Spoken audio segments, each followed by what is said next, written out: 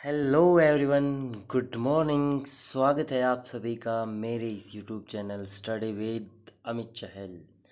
आज है दोस्तों 30 अगस्त 2020। तो 30 अगस्त 2020 से बनने वाले जितने भी करंट अफेयर क्वेश्चन हैं उनके बारे में आज हम डिस्कस करेंगे। और दोस्तों करंट अफेयर जो है ना, किसी भी एग्ज़ाम के लिए मोस्ट इम्पोर्टेंट टॉपिक है आज के टाइम पे।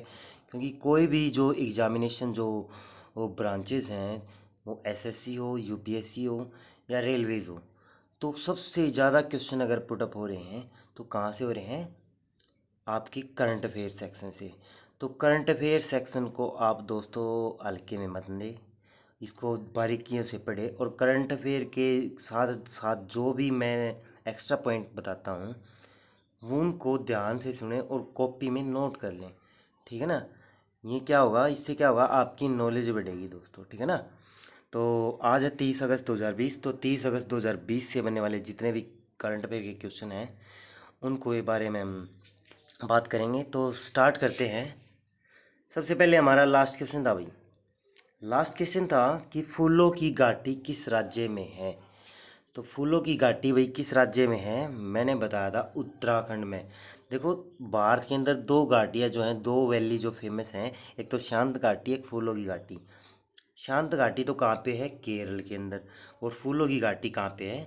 उत्तराखंड के अंदर। तो उत्तराखंड में इस यह घाटी है। तो किसी भी स्टूडेंट ने इसका एग्जैक्ट जो जवाब नहीं दिया। एक लड़का है, उसने मतलब इसका क्या किया था, प्रयास किया था जवाब देने का, परंतु उसने गलत दे दिया, ठीक है ना। तो फूलों की घाटी उत्तराखंड, शांत घाटी केरल। तो स्टार्ट करते हैं आज का सेक्शन। आज का हमारा फर्स्ट क्वेश्चन है, हाल ही में यूनिसेफ ने किस कंपनी के साथ स्कूल इंटरनेट कनेक्टिविटी को बढ़ावा देने के लिए योजना बनाई? ठीक है ना, योजना बनाई मिलकर। किसने भाई? यूनिसेफ ने और एक कंपनी है, ठीक है ना। उन्होंने किस पर्पज से स्कूल इंटरनेट कनेक्टिविटी को बढ़ावा देने के लिए एक योजना बनाई है, एक सबमिट की अपने आप में क्या है किया है, समझौता किया है। तो किस कंपनी ने भाई? वो है एरिक्सन। एरिक्सन कंपनी के साथ क्या है, हाल में क्या हुआ है, यूनिसेफ का समझौता हुआ है स्कूल इंटरनेट कनेक्टिविटी को बढ़ावा देने के लिए, ठीक है ना। अब ये क्या है, इसके बारे में बात करेंगे। दरअसल इस जो ये योजना बनाई जा रही है इरेक्सन और यूनिसेफ के द्वारा, इसमें क्या हुआ, 35 देशों के जो स्कूल है ना, उनमें 5G सिस्टम लाने की एक स्कीम है, ठीक है। क्योंकि जो इरेक्सन जो कंपनी है, ये क्या है कि 5G टेलीकॉम कंपनी है, ठीक है ना। और ये एक स्वीडन की कंपनी है दोस्तों। कहाँ की? स्वीडन की एक 5G टेलीकॉम कंपनी है। और ये 5G टेक्नोलॉजी को क्या है, 35 देशों के स्कूल लेवल पर पहुँचाएगी, ताकि वहाँ पे क्या है, इंटरनेट की जो कनेक्टिविटी है वो अपग्रेड हो सके, ठीक है ना। क्योंकि जैसे कि अपने देश में लगा लो, अब तक क्या है, 4G है, फोर्थ जनरेशन। कई देशों में क्या है, 5 जनरेशन चल रहा है, ठीक है ना। तो क्या है, अब फिफ्थ जनरेशन के लिए क्या है, समझौता है यूनिसेफ का। अब यूनिसेफ आया था, यूनिसेफ के बारे में बात करेंगे। यूनिसेफ की बारे में बात करेंगे दोस्तों, एक मिनट। यूनिसेफ के बारे में बात करें तो इसकी फुल फॉर्म होती है, ध्यान से सुनना, United Nations International Children's Emergency Fund. United Nations International Children's Emergency Fund. इसकी स्थापना हुई थी दोस्तों 1946 के अंदर। कब हुई थी? 1946 के अंदर। और न्यूयॉर्क, न्यूयॉर्क जो सिटी है अमेरिका की, वहाँ पे क्या है, इसका हेडक्वार्टर है, किसका भाई? यूनिसेफ का, ठीक है ना। United Nations International Children's Emergency Fund, स्थापना 1946, हेडक्वार्टर न्यूयॉर्क। और Henrietta, Henrietta H4A, H4A present में हेड ऑफ द ग्रुप है भाई। यूनिसेफ के हेड कौन है? हेनरिटो H4A, ठीक है ना। तो यूनिसेफ से आपने ये याद रखना है, ठीक है ना। नेक्स्ट क्वेश्चन पर चलेंगे। क्वेश्चन है, हाल ही में सबसे स्वस्थ शरीर स्वस्थ दिमाग नामक अभियान की शुरुआत किस राज्य ने की है? भाई स्वस्थ शरीर स्वस्थ दिमाग नामक एक अभियान स्टार्ट किया है, तो वो किस राज्य ने स्टार्ट किया है? दरअसल वो राज्य नहीं दोस्तों, एक केंद्र शासित प्रदेश, जिसको एक तरह से राज्य का भी दर्जा मिला है, क्योंकि यहाँ की एक अपनी लेजिस्लेटिव है, विधानसभा, ठीक है ना। दिल्ली जो केंद्र शासित प्रदेश है हमारा, उसमें क्या है, एक स्वस्थ शरीर स्वस्थ दिमाग नामक एक अभियान स्टार्ट किया है यहाँ की गवर्नमेंट ने, ठीक है ना, दिल्ली सरकार ने। अब दिल्ली आया तो दिल्ली के बारे में बात करेंगे दोस्तों। दिल्ली दरअसल भारत का पहला ऐसा शहर बना था जिसने क्या है, सबसे पहले प्लाज्मा सेंटर खोला था। क्या खोला था? Plasma centre. इसमें क्या होता है दोस्तों, जैसे कि अब करंट में क्या है, एपिडेमिक चली हुई है, महामारी चली हुई है कोरोना।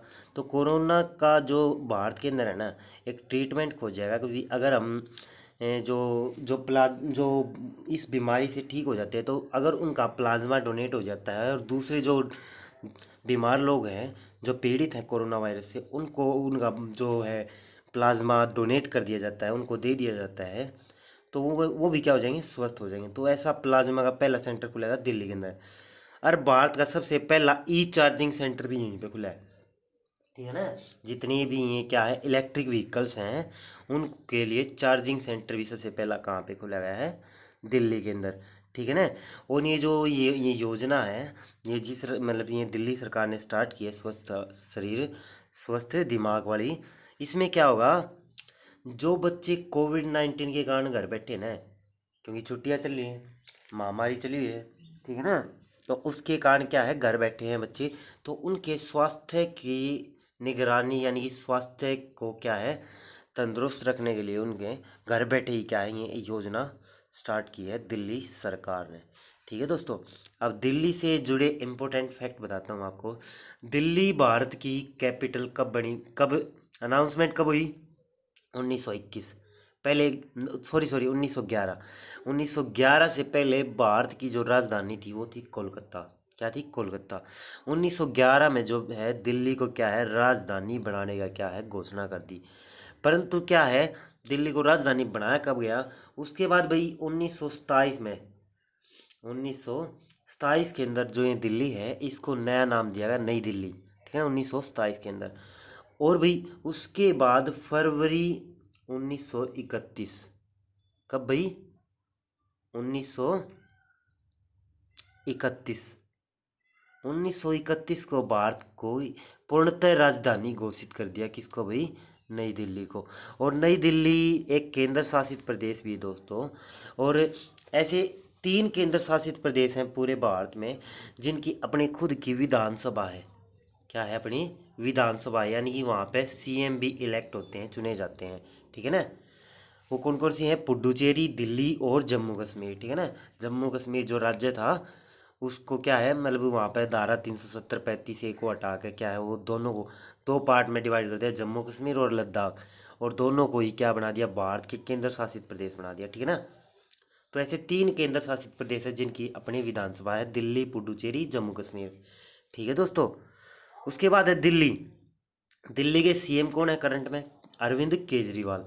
और जो ये यूटीज होते हैं, यूनियन टेरिटरी, केंद्र शासित प्रदेशों में लेफ्टिनेंट गवर्नर नियुक्त किए जाते हैं या गवर्नर नियुक्त किए जाते हैं।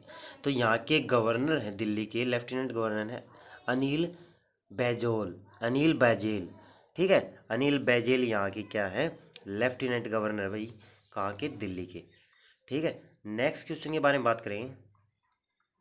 नेक्स्ट क्वेश्चन है, हाल ही में प्रतीक्षा नामक भारत की पहली समुद्री एम्बुलेंस की शुरुआत किस राज्य में की गई? प्रतीक्षा नामक भारत की पहली समुद्री एम्बुलेंस की शुरुआत किस राज्य ने भी की है भाई? वो की है केरल राज्य में। केरल राज्य में प्रतीक्षा नामक एक समुद्री एम्बुलेंस स्टार्ट की है वहाँ पे, ठीक है ना, केरल राज्य में। अब केरल आया तो केरल के बारे में बात करें। केरल की कैपिटल होती है दोस्तों तिरुवनंतपुरम, तिरुवनंतपुरम। और यहाँ के चीफ मिनिस्टर हैं पिनरई विजयन। आरिफ मोहम्मद खान यहाँ के राज्यपाल हैं। और केरल में ही क्या है दोस्तों, पेरियार वन्यजीव उद्यान। और मैंने बताया था अभी विशांत घाटी भी कहाँ पे है, केरल के अंदर। और दोस्तों केरल का जो लिंग अनुपात है ना, वो भारत का सबसे ज़्यादा लिंग अनुपात है। यहाँ पे 1000 पुरुषों पे महिलाओं की संख्या 1084, यानी कि पुरुषों के मुकाबले महिलाएं ज़्यादा हैं केरल राज्य में, ठीक है ना।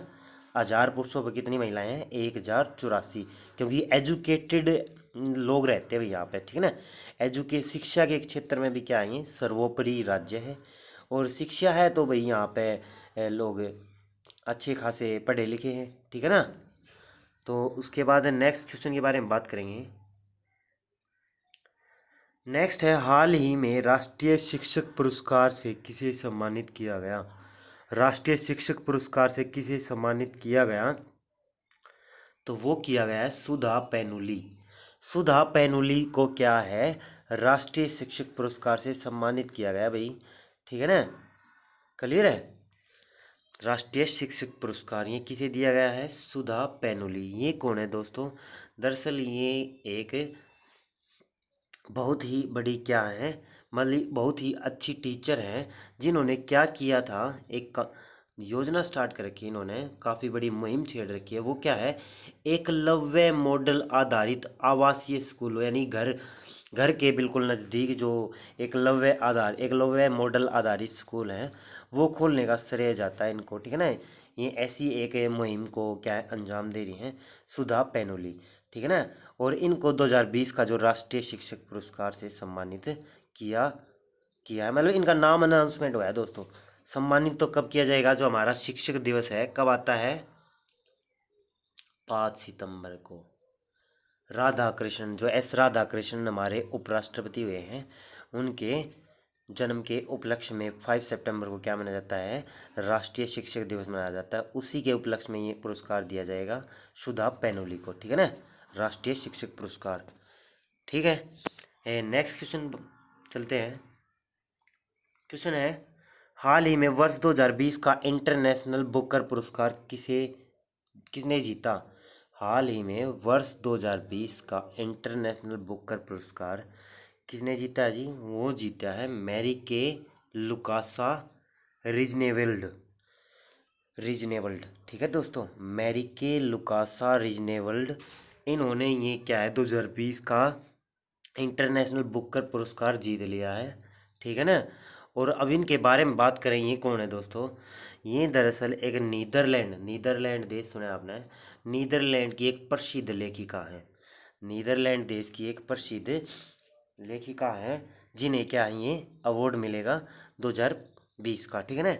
और इन्हें यह पुरस्कार अपने पहले उपन्यास, इन्होंने अपना पहला उपन्यास लिखा था, उसी के उपलक्ष्य में, उसी को मद्देनजर रखते हुए ये अवार्ड दिया जाएगा। वो उपन्यास का नाम याद रखना आपने, मोस्ट इंपोर्टेंट है दोस्तों, द डिस्कम्फर्ट ऑफ इवनिंग। इन्होंने ये उपन्यास लिखा था, इनका पहला ये उपन्यास था, जो नीदरलैंड की ये प्रसिद्ध लेखिका है, ठीक है ना। तो इनको ये अवार्ड मिलेगा इस ये जो उपन्यास इन्होंने लिखा है, किन्हें, मैरी के लुकासा रिजनेवल्ड, ठीक है ना। अब बात करें, एक मोस्ट इम्पोर्टेंट क्वेश्चन बनता है यहाँ से कि भाई इनकी उम्र है 29 साल। जो ये हमारी मैरी के लुकासा हैं, इनकी उम्र मात्र कितनी है, 29 साल। और 29 साल की उम्र में जो इंटरनेशनल बुकर पुरस्कार जीतने वाले पहले विजेता बनेंगे, ठीक है ना। आज तक इतनी छोटी उम्र में किसी ने अवार्ड नहीं जीता, यानी सबसे कम उम्र की पुरस्कार विजेता बनेंगी मात्र 29 साल की उम्र में, ठीक है ना। लुकासा, क्लियर है, मैरी के लुकासा नीदरलैंड की है भाई। तो नेक्स्ट क्वेश्चन पर चलेंगे। नेक्स्ट क्वेश्चन है, हाल ही में एनसीपीयू ने कहाँ पर विश्व उर्दू सम्मेलन का शुभारंभ किया। मतलब एनसीपीयू ने जो है, मतलब उर्दू सम्मेलन कराया है वेबिनार के जरिए, तो वो कहाँ पे करवाया है, वो कराया है नई दिल्ली के अंदर। वो भी कहाँ पे करवाया है, नई दिल्ली के अंदर। एनसीपीयू ने कराया है, क्या कराया है, विश्व उर्दू सम्मेलन, ठीक है दोस्तों। वेबिनार एक नया वर्ड आया है इंग्लिश लैंग्वेज के में, बड़ा पहले भी था ये, परंतु वेबिनार का मतलब होता है दोस्तों बाय, मतलब जो ये ऑनलाइन जो वो होती है ना, ऑनलाइन जो सेमिनार होते हैं, जो ये ऐप भी बनाए गए हैं, जैसे कि जूम ऐप था, तो उस तरीके से पूरी पब्लिक एक ही प्लेटफॉर्म पर जुड़ जाती है, तो वो वेबिनार है। आज के टाइम पे ऐसे ही मीटिंग चल रही है, ठीक है ना। तो नई दिल्ली में विश्व उर्दू सम्मेलन हुआ है, ठीक है ना। अब बात करें इसके बारे में, यह 2 दिवसीय सम्मेलन था, ठीक है ना। यह 2 दिवसीय सम्मेलन था भाई, 2 दिन चला, जिसका उद्घाटन हमारे शिक्षा मंत्री ने किया जी। हमारे शिक्षा मंत्री कौन है, रमेश पोखरियाल निशंक जी ने किया है, इसका उद्घाटन किया है, किसका भी, विश्व उर्दू सम्मेलन 2020 का, जिसका आयोजन कहाँ पे हुआ है, नई दिल्ली के अंदर। ठीक है जी। अब जो ये रमेश पोखरियाल निशंक जी हैं, इन्होंने क्या है, सभा को भी संबोधित किया है। ठीक है ना। और अगर मैं बताऊं आपने, इससे पहले जो ये शिक्षा जो मंत्रालय था, वो HRD, ह्यूमन रिसोर्स डेवलपमेंट, मानव संसाधन विकास मंत्रालय जो था, उसके अंडर में आता था शिक्षा मंत्रालय। और इसी साल क्या किया गया है कि भी जो शिक्षा मंत्रालय था वो इसके अंदर इंक्लूड ना करके एक शिक्षा मंत्रालय अलग से बनाया गया। और ये अभी शिक्षा मंत्री भी कौन है इसके, HRD मिनिस्टर भी हैं ये, और शिक्षा मंत्री भी कौन है, रमेश पोखरियाल निशंक। ठीक है जी। इन्होंने सभा को भी संबोधित किया है। अब बात करते हैं NCPUL। ठीक है, NCPUL के बारे में बात करें तो national council for promotion Urdu language, national council for promotion Urdu language, यानी उर्दू जो लैंग्वेज है उसको बढ़ावा देने के लिए क्या है, एक काउंसिल, एक बैठक हुई है। ठीक है ना। NCPUL, एल और लिख लेना दोस्तों यहाँ पे, एल। ठीक है ना। NCPUL, national council for promotion of Urdu language. अब उर्दू आया है तो उर्दू जो ये लैंग्वेज है, इसके उसमें उपलक्ष्य में ये सेमिनार मनाया गया है। तो उर्दू से एक इम्पोर्टेंट क्वेश्चन बनता है। हाल ही में एक मशहूर उर्दू उर्दू शायर थे, राहत इंदौरी। राहत इंदौरी एक मशहूर जो क्या है, क्या थे, उर्दू शायर थे। उनका क्या हो गया भाई, निधन हो गया था। ठीक है ना। ये मशहूर क्या थे, उर्दू शायर थे। आपने सुनी भी होगी इसकी, ये जो माँ एक फेमस शायरी थी कि बुलाती है पर जाने का नहीं। ठीक है ना। तो ये उन्हीं के द्वारा कही गई शायरी थी। ठीक है दोस्तों। अब नेक्स्ट क्वेश्चन पर चलेंगे। नेक्स्ट क्वेश्चन है हमारा, हाल ही में ब्रिक्स उद्योग मंत्रियों की कौन सी वर्चुअल बैठक आयोजित हुई, यानी कौन से नंबर की वर्चुअल बैठक हुई है ब्रिक्स उद्योग मंत्रियों के बीच में। ध्यान रखना दोस्तों, ये ब्रिक्स सम्मेलन नहीं है, एक मीटिंग है, एक बैठक है। ठीक है ना। तो ये कौन से नंबर की हुई है, फिफ्थ मीटिंग हुई है, फिफ्थ बैठक हुई है, वर्चुअल बैठक। वर्चुअल बैठक का मतलब भाई ये भी वेबिनार के तरीके से, यानी ऑनलाइन मीटिंग हुई है। ठीक है ना। क्लियर है। ये क्या है, ब्रिक्स उद्योग मंत्रियों ने में शामिल हुए थे सभी। ठीक है ना। अब वर्चुअल बैठक हुई है और फिफ्थ बैठक है किसकी, ब्रिक्स की। तो ब्रिक्स के बारे में बात करेंगे। इससे पहले इस मीटिंग का उद्देश्य जान लेते हैं। इस मीटिंग का जो उद्देश्य था ना दोस्तों, आने वाली जो 5G प्रणाली है, जो फिफ्थ जनरेशन है, और आर्टिफिशियल इंटेलिजेंस है। ठीक है ना। आर्टिफिशियल इंटेलिजेंस है, या फिफ्थ पर जो फिफ्थ जनरेशन वाली जो नेटवर्किंग नेट नेट प्रोवाइड होना है आने वाले टाइम में। ठीक है ना। तो उसका जो आपसी सहयोग, ठीक है ना, जैसे कि इस मतलब ये जो संगठन है ब्रिक्स, इसमें कुछ देश जुड़े हुए हैं। तो आपसी सहयोग हेतु क्या है, ये मीटिंग स्टार्ट की है। ठीक है ना। अब ब्रिक्स आया तो ब्रिक्स के बारे में समझो ध्यान से। ब्रिक्स की फुल फॉर्म होती है दोस्तों, Brazil, Russia, India, China and South Africa. क्या, Brazil, Russia, India, China and South Africa. ठीक है दोस्तों। इसकी ब्रिक्स की स्थापना कब हुई, 2006 में। 2006 में जब स्थापना हुई तो इसका नाम ब्रिक था, न कि ब्रिक्स। 2006 में इसका नाम क्या था, ब्रिक था, जब इसकी स्थापना हुई। ठीक है ना। और इसकी पहली जो सभा थी ना, मीटिंग थी, वो कब हुई थी, 2009 के अंदर। ब्रिक्स का सबसे पहला सम्मेलन कब हुआ, 2009 के अंदर भाई। स्थापना कब हो रही है, 2006 के अंदर। फर्स्ट जो समिट है, सम्मेलन है, कब हुआ, 2009 के अंदर। ठीक है ना। और 2006 में जब ये बना ब्रिक इसका नाम था।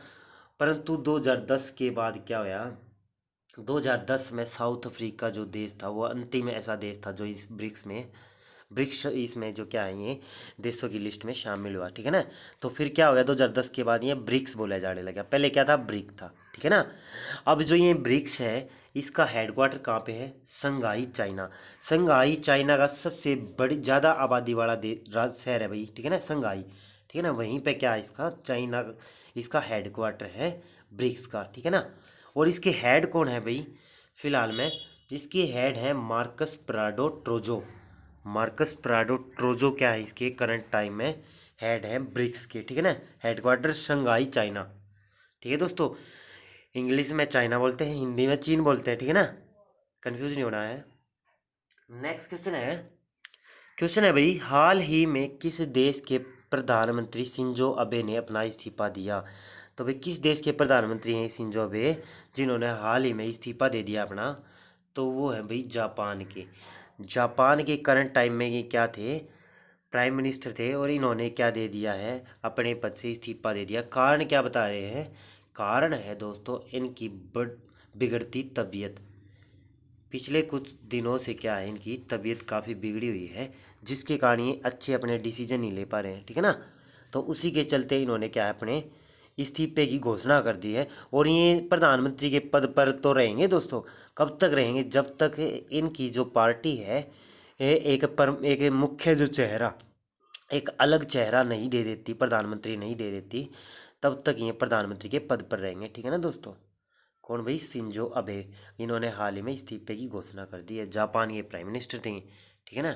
4 बार प्राइम मिनिस्टर बने थे जी। क्लियर है। अब जापान आया तो जापान के बारे में बात करेंगे। जापान की कैपिटल होती है दोस्तों टोक्यो। टोक्यो टोक्यो यहाँ की राजधानी है। और यहाँ की करेंसी क्या है जापान की? येन। येन यहाँ की मुद्रा है। और यहाँ के लोग डाइट पर रहते हैं, यानी संसद का नाम क्या है? डाइट। संसद का नाम क्या है? डाइट। और शिंजो आबे यहाँ के प्राइम मिनिस्टर थे। और जापान को किस नाम से और जाना जाता है? उगते हुए सूर्य का देश। क्या बोलते हैं? उगते हुए सूर्य का देश बोलते हैं भाई इसको, ठीक है ना, जापान को। ठीक है दोस्तों। और ये जापान ऐसा देश है दोस्तों, ये मतलब हर 50 साल के बाद पूरा ख़त्म हो जाता है। मतलब तकरीबन यहाँ पे जो नेचुरल डिजास्टर हैं, जो प्राकृतिक जो आपातकाल हैं, जैसे कि बाढ़ आ गई, भूकंप आ गई, यहाँ पे बहुत ज़्यादा मात्रा में आते हैं, ठीक है ना, जापान के अंदर। तो हर 50 50 60 साल के अंदर ये पूरा ख़त्म हो जाता है, फिर दोबारा बन जाता है, ठीक है ना। यहाँ पे काफ़ी मात्रा में नेचुरल डिजास्टर आते हैं। उसके बाद है नेक्स्ट क्वेश्चन। नेक्स्ट क्वेश्चन है हमारा, हाल ही में किस राज्य सरकार ने वाईएसआर बेहादरी लिफ्ट सिंचाई योजना शुरू की? वाईएसआर बेहादरी लिफ्ट सिंचाई योजना स्टार्ट की। किसने स्टार्ट की है? मैंने बताया था जब भी वाईएसआर आ जाए तो आपने किस पे टिक कर देना है? आंध्र प्रदेश। वाईएसआर से शुरू होने वाली जितनी भी योजनाएं हैं उनका संबंध डायरेक्ट किस राज्य से है? आंध्र प्रदेश से। क्यों भाई? क्योंकि यहाँ पे वाईएसआर कांग्रेस की सरकार है, नोट इंडियन कांग्रेस, ठीक है ना, इंडियन नेशनल कांग्रेस नहीं भाई, क्या है? वाईएसआर कांग्रेस की सरकार है आंध्र प्रदेश के अंदर। तो ये जो जितनी भी योजनाएं लेके आती है ना, तो वो अपने नाम पे लेके आती है, ठीक है ना। तो याद रखना है वाईएसआर से स्टार्ट होने वाली जितनी भी योजनाएं हैं उनको क्या है? उनका संबंध आंध्र प्रदेश से, ठीक है ना। तो वाईएसआर बेहादरी लिफ्ट सिंचाई योजना, और ये सिंचाई योजना भाई, बेहादरी दरअसल एक गांव है आंध्र प्रदेश के अंदर। वहाँ पे क्या है, बहुत सारे जो गांव या डिस्ट्रिक्ट लेवल पे क्या है, बहुत ज़्यादा मात्रा में बिजली का उत्पादन किया जाएगा यहाँ पे। बिजली का नहीं, मतलब यहाँ पे क्या है, सिंचाई सिंचाई के लिए नहरें खुदेंगी, नहरों का रास्ता बनेगा बेहादरी गांव से, जो क्या है अलग अलग दिशाओं में जाएगा। तो ये एक सिंचाई परियोजना है, और ये मात्र टारगेट रखा गया है 18 महीने के अंदर कवर करना। 18 महीने के अंदर क्या है, सिंचाई के लिए पानी प्रोवाइड करवाना तकरीबन जिलों में, जो ये मतलब डिसाइड किए गए हैं इस योजना के तहत, ठीक है दोस्तों। तो आंध्र प्रदेश आया, तो आंध्र प्रदेश के बारे में बात करेंगे। ध्यान से सुनना दोस्तों, मोस्ट इंपॉर्टेंट पॉइंट है आंध्र प्रदेश से रिलेटेड, ठीक है ना। अब तक के सीएम है जगनमोहन रेड्डी, और गवर्नर कौन है फिलहाल में? विश्व भूषण हरिचंदन। राज्यपाल कौन है? विश्व भूषण हरिचंदन यहाँ के आंध्र प्रदेश के करंट टाइम में राज्यपाल हैं। जगनमोहन रेड्डी ये हैं वाईएसआर कांग्रेस से, ठीक है ना, ये है चीफ मिनिस्टर यहाँ की। और जो आंध्र प्रदेश है ना दोस्तों, इसकी जो कैपिटल है वो करंट में कौन सी है? अमरावती। क्या है? अमरावती। अमरावती यहाँ की कैपिटल है। परंतु इन्होंने क्या है, एक ये मतलब बिल लेके आए हैं, संशोधन लेके आए हैं वहाँ पे, और इन्होंने बोला है कि भी हमारी जो है 3 राजधानियाँ होनी चाहिए। कौन सी? कुरनूर, विशाखापट्टनम और अमरावती। कौन कौन सी भाई? कुरनूर, विशाखापट्टनम और अमरावती, ये 3 आने वाले टाइम में इस आंध्र प्रदेश राज्य की क्या होंगी? राजधानियाँ। फिलहाल में क्या है? अमरावती ही है, ठीक है ना। अब और पॉइंट जानते हैं आंध्र प्रदेश के बारे में। भाषा के आधार में सबसे पहला राज्य था ये। भाषा के आधार पर गठित होने वाला भारत का सबसे पहला राज्य कौन सा था? जो कि 1956 में हुआ। कौन भाई? आंध्र प्रदेश, ठीक है ना। और आंध्र प्रदेश से अलग होकर 2 जून 2014 को एक राज्य बना तेलंगाना। अब 2 स्टेट हो गए, तो 2 स्टेट हो गए तो इनके जो डाइवर्जन होंगे, हाई कोर्ट होंगे या और कुछ होंगे, वो डिवाइड भी होंगे। तो भारत में पहले 24 हाई कोर्ट थे और 25वां हाई कोर्ट जो बना वो कहाँ का बना, आंध्र प्रदेश हाई कोर्ट, ठीक है ना। आंध्र प्रदेश का जो हाई कोर्ट बना अलग, वो भारत का कौन सा हाई कोर्ट बना, 25वां हाई कोर्ट, ठीक है ना, क्योंकि आंध्र प्रदेश से अलग हो गया तेलंगाना। और जो हैदराबाद का जो हाई कोर्ट था वो तेलंगाना के अंदर आ गया। क्लियर है। और इसका जो एक भारत का जो क्या है 18वां रेलवे जोन, ठीक है ना, 18 रेलवे जोन भी हो गए भारत के अंदर, ठीक है दोस्तों। 18वां रेलवे जोन भी जो क्या है दक्षिण तटीय रेलवे जोन भी बना था यहाँ पर। क्लियर है। तो 3 राजधानियाँ बनेंगी, कुरनूल, विशाखापट्टनम और अमरावती। उसके बाद बात करते हैं नेक्स्ट क्वेश्चन। क्वेश्चन है हाल ही में भारत का 51वां इंटरनेशनल फिल्म फेस्टिवल IFFI कहाँ आयोजित किया जाएगा। भाई आयोजित होना है इंटरनेशनल फिल्म फेस्टिवल, जिसका ये 51वां संस्करण है, वो कहाँ पे आयोजित होगा, गोवा के अंदर। दरअसल दोस्तों ये हर साल गोवा के अंदर ही आयोजित होता है इंटरनेशनल फिल्म फेस्टिवल, ठीक है ना। और ये अब भी क्या होगा, गोवा के अंदर ही होगा, ठीक है ना। ये कब से कब तक होगा, ये होगा भाई 20 नवंबर से 28 नवंबर, इसी साल 20 नवंबर से 28 नवंबर के बीच होगा जो इंटरनेशनल फिल्म फेस्टिवल, जो कि कहाँ पे होगा, गोवा के अंदर। क्लियर दोस्तों। और ये कौन सा संस्करण होगा, 51वां। और मैं आपको बता दूं, अगर आपसे कभी भी ये क्वेश्चन पूछे कि भी इंटरनेशनल फिल्म फेस्टिवल कहाँ पे आयोजित होगा या हुआ, तो आपको आंखें बंद कर कर क्या लगा देना है, गोवा। क्योंकि पिछले 2004 के बाद जो इंटरनेशनल फिल्म फेस्टिवल हमेशा यहीं पर होता है, ठीक है ना। पहले स्थान चेंज होते रहते थे, परंतु 2004 में डिसाइड किया कि गोवा में ही क्या है इंटरनेशनल फिल्म फेस्टिवल होगा, ठीक है ना, हर साल। क्लियर है। और इसी के उपलक्ष्य में भी कुछ अवार्ड भी दिए जाते हैं। तो जब ये वो होगा वेबिनार के तरीके तो होगा भी, ये भी ऑनलाइन होगा, क्योंकि कोविड-19 की वजह से पूरी जो क्या है मतलब पूरा विश्व जूझ रहा है, ठीक है ना। तो क्या है सभी जो सेमिनार हैं, समिट हैं होने थे, उनको पोस्टपोन कर दिया। जितने भी खेल के टूर्नामेंट थे उनको भी पोस्टपोन कर दिया, ठीक है ना। जैसे कि वर्ल्ड कप हो गया, ओलंपिक गेम्स हो गए, एशियन गेम्स हो गए, जितने भी गेम्स हैं उनको भी पोस्टपोन किया जा रहा है। क्योंकि ये महामारी जो फैलाई है चाइना की वजह से, जो ये महामारी फैली है, इसके कारण क्या है पूरा विश्व जूझ रहा है, ठीक है ना। तो अब गोवा आया, तो गोवा के बारे में बात करेंगे। गोवा की कैपिटल क्या होती है, पणजी, ठीक है ना। मैंने बताया है 20 नवंबर से 28 नवंबर चलेगा। अब गोवा की कैपिटल होती है पणजी। प्रमोद सावंत यहाँ के क्या है, चीफ मिनिस्टर हैं, ठीक है। भगत सिंह कोश्यारी क्या है, यहाँ के गवर्नर हैं करंट में, ठीक है ना। राज्यपाल कौन है, भगत सिंह कोश्यारी।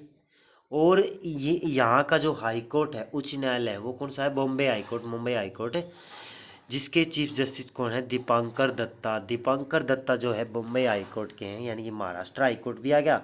और जो गोवा का हाई कोर्ट एक साझा हाई कोर्ट है, जैसे कि हरियाणा चंडीगढ़ का, ठीक है ना। तो एक साझा हाई कोर्ट है बॉम्बे हाई कोर्ट, जिसके चीफ जस्टिस कौन है, दीपांकर दत्ता, ठीक है दोस्तों। तो ये थे टॉप 10 क्वेश्चन। आज का आपके लिए क्वेश्चन है दोस्तों कि भाई गूगल की पेरेंट कंपनी का नाम बताओ। भी गूगल की पेरेंट कंपनी का नाम बताना है। ये 4 ऑप्शन आपके सामने है, आपको इस क्वेश्चन का जवाब देना है। कमेंट बॉक्स में आपको इस क्वेश्चन का जवाब दे देना है, ठीक है ना। और जो बच्चा एक्सप्लेनेशन के साथ मतलब इस क्वेश्चन का जवाब देगा, तो उसके लिए एक स्पेशल ऑफर भी है, ठीक है ना। पहले आप जवाब दो, ठीक है ना भाई। क्लियर है। तो ये थी आप आज की वीडियो 30 अगस्त 2020 की। तो कैसी लगी दोस्तों आपको ये वीडियो। अगर वीडियो आपको पसंद आई है तो लाइक करें, अपने दोस्तों के साथ शेयर करें, और अगर आप चैनल पर नए आए हो तो चैनल को सब्सक्राइब कर लें और बेल आइकन को प्रेस कर लें, ताकि आपको आने वाली जो वीडियो है उसकी नोटिफिकेशन मिलती रहे, ठीक है दोस्तों। तो थैंक्स टू वॉच।